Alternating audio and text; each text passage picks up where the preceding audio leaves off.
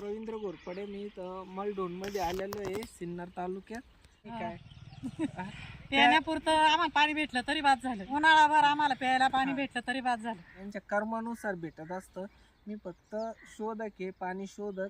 इथं फक्त मी पॉइंट दिलेला आहे मित्रांनो, आणि नशीब यांचं आहे. आता पाहू आपण काय होतं त्याला. चालेल, धन्यवाद.